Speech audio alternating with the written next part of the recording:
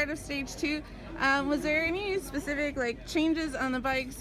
What are the guys to the type of cassettes as we're As far as cassettes, they're going to stay pretty universal across the board. I mean, most teams will run an 1128 for the majority of the season. Even when you get to this race with the altitude and the climbing, you factor all that into consideration.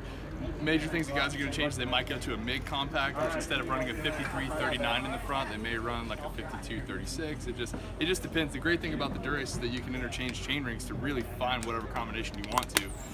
It doesn't always shift as smoothly as you want, but you can manipulate it to do whatever you want. So each rider's got their own personal setup and what they prefer and what they hope to achieve and accomplish with the feel of the bike as they're climbing to make it as comfortable as possible.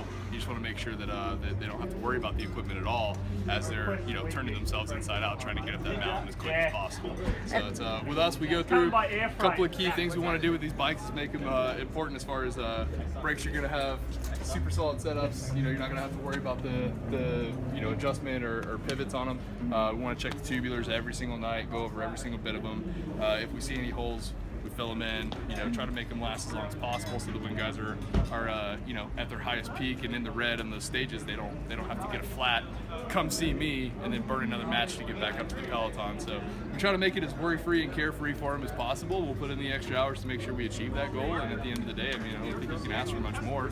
As long as everybody's doing their job, the machine stays well-oiled and flows nice and smooth.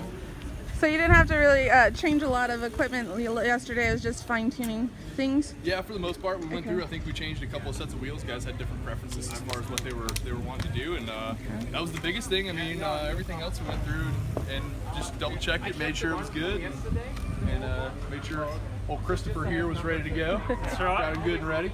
And that was it. Yeah, so not any major equipment changes yesterday. We just went through, dialed everything in, tuned it up, and put some fresh lubricant on it, and make sure it looks pretty. That's about the extent of it, really all you can do. All right, and how long have you been working in cycling?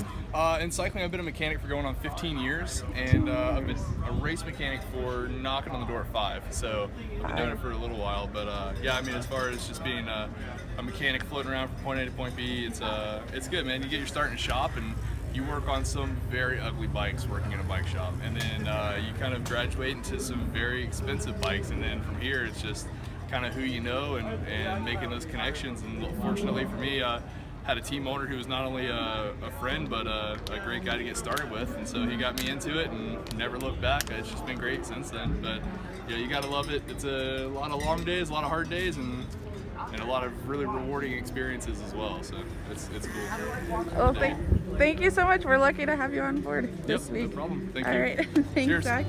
All right, perfect.